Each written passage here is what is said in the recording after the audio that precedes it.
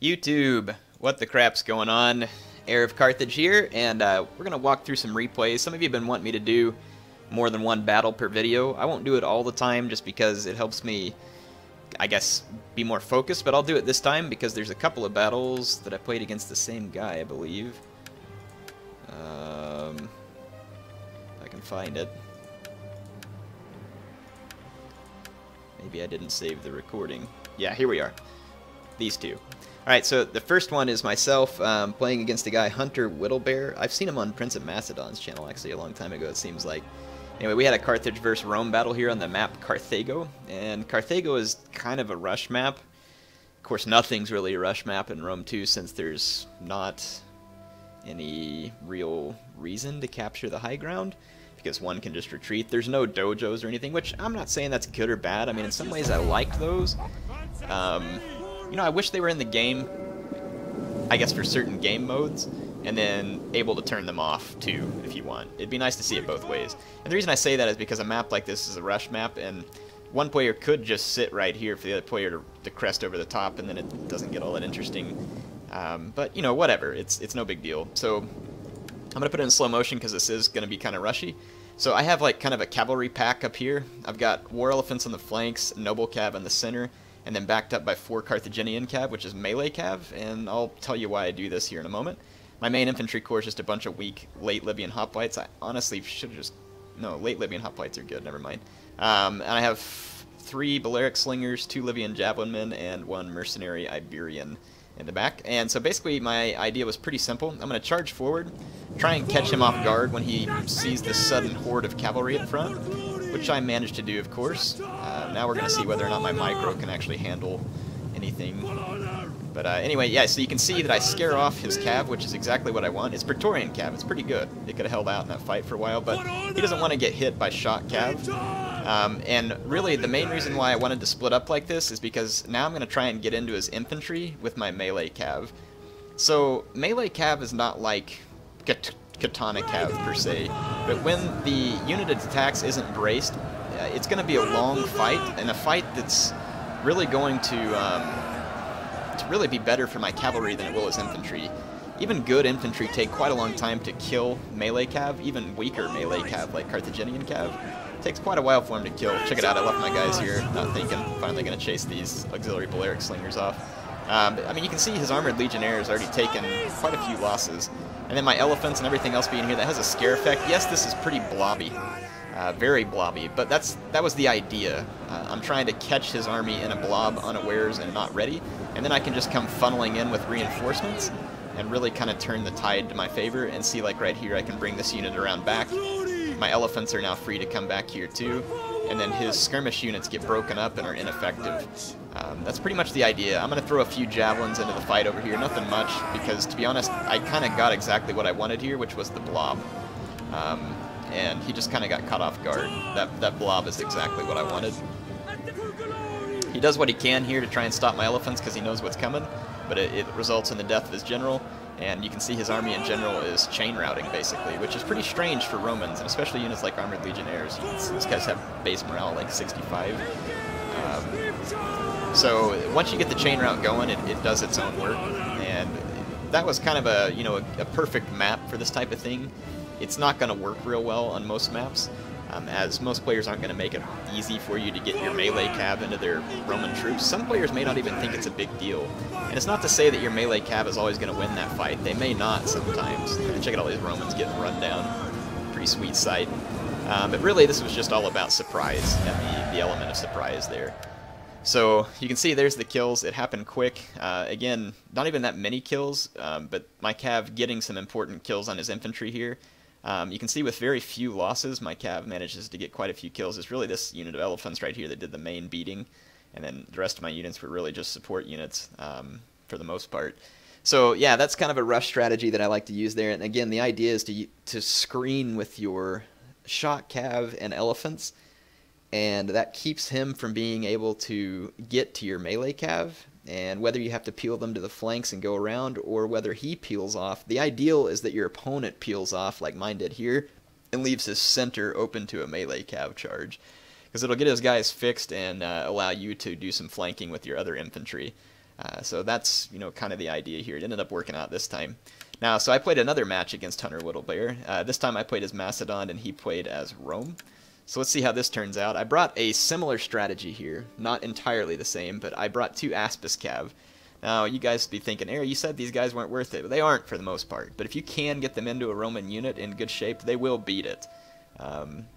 So my idea was I'll bring hoplites because they're more flexible than pikes, and they can hold out for plenty long. And then I just brought cheap slingers because last time my opponent had brought Syrian archers, and I figured that these cheap slingers will be a great counter to Syrian archers in the sense that my guys are cheap, his guys are expensive, and he has to waste ammo and get some men killed. And then I brought some light peltas to support units in case he had brought elephants. And then my cav is 2 Thessalian cav on that flank, a Sarissa cav, and a companion cav over here where my general's at. And then my 2 Aspis cav, which I'm keeping in the center, because again, I'm wanting the Roman to feel comfortable with his sword infantry facing off against me, and to not leave any cav support, and give me kind of a free charge with my Aspis cav into his men, because I'm pretty sure that they'll do well if I can time it right. So if we go look at his army, what we can see so far again is Armored Legionnaires, which is an interesting pick. These guys do have a pretty blistering attack and a lot of armor, which makes them pretty darn resistant to missile. Whoa, whoa, whoa. That is... Or no, that's my companion cav. Never mind. I can't figure out what the shield value is. My companion cav didn't have any. It's like, what? Armored Legionnaires have no shield value? But yeah, I can't mouse over there to check out what their shield value is. I'll have to look after the battle, but yeah, there they are. Heavily armored Legionnaires. So I think they're a bit ridiculous, to be honest, but whatever. So I'm going to take my general into these Sakyai Equites. It's a fight that he'll easily win. My slingers were firing. I really shouldn't have had them do that. It's probably damaging my guys as much as it is his. He's got some Praetorian cav coming to reinforce, this is kind of bad. My general's kind of stuck here fighting this, and I either have to disengage, which I decide to do, or just continue the engagement. So that was really kind of sorry on my part, because my opponent just had a better plan for reinforcing this fight, and those Praetorian cav are not going to go down. They'll win this fight. He was taking a Saki Equite and hoping to get my slingers, but managed to pull them back. Then I've got 2 Thessalian cav still left, but this is bad because my general's going to die early in the match. I honestly should have just retreated to my own lines. I mean, I'm still at 57 men. I should have just retreated. But I felt like I had to stay because if I retreated, I figured it would cause me too many casualties. But, you know, again, that's just a bad battlefield decision on my part to not retreat from this fight with my general and just take the loss. Better to have him alive than dead, because he's really not going to be very cost-effective here, just getting absolutely wasted on.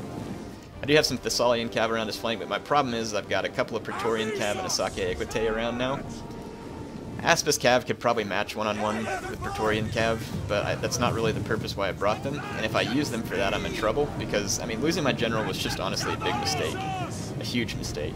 Because now I don't really have good shot cav for taking down his Praetorian cav. Yes, I have Thessalians, and they'll damage a Praetorian on the charge, but in the end, the grind out's going to go in favor of the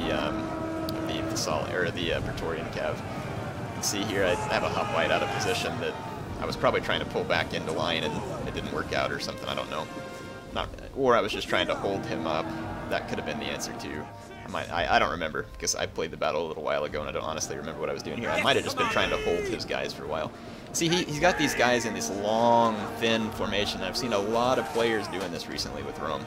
And I haven't really gotten an ideal scenario with it, but I know for a fact that if these guys are in long, thin lines, heavy melee cav would absolutely shred them, because they have no bracing bonus this thin, and melee cav already do quite well against these type of units. Again, over here, getting pretty hasty, trying to take out his general. With my Thessalian cav, I do get a good charge, and even kill a lot of these Vigiles because they're crap.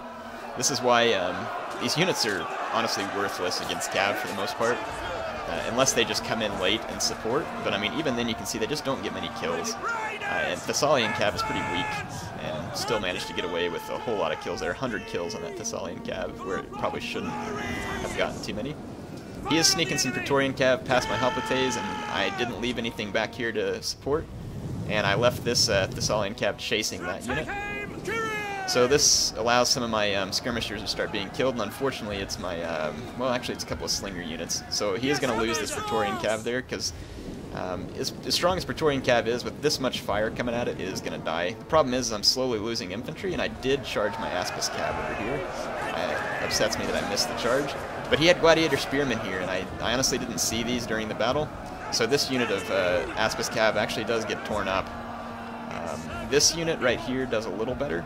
I mean, you can see these guys just aren't getting the number of kills that they should be.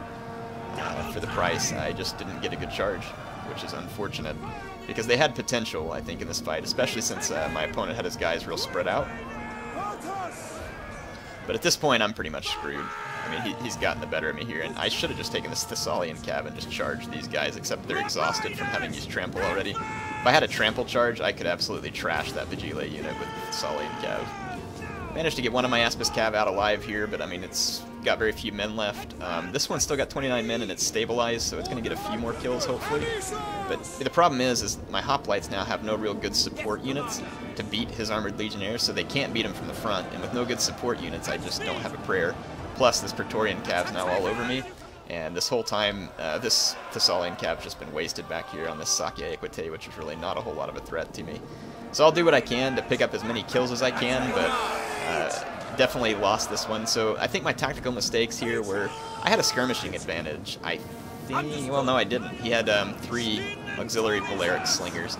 I should have at least come up and skirmished with them to the best of my ability, make them use some of their ammo, been a little more patient in my attack, at least maybe tried front charging his Hoplites, or his Armored Legionnaires with my Hoplites, or something to get them pinned down for a longer fight where my Cav might have had a chance to gain some advantage. But I don't know, he had plenty of Cav too. I just honestly think my army was just kind of poorly chosen here.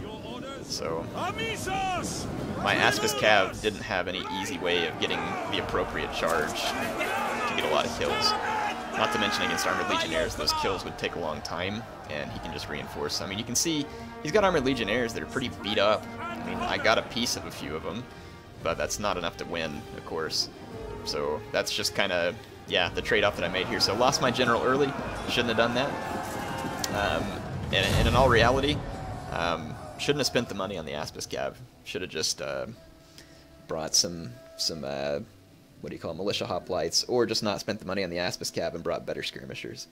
One of the two would have helped me out, because if I could have won the skirmishing fight with him, it would have given me more options. It would have forced him to charge at me, which would have then made his men even more vulnerable. So good game to Hunter Whittlebear. It was kind of a fun match. Hope you all enjoyed that. HeirofCarthage signing off for now.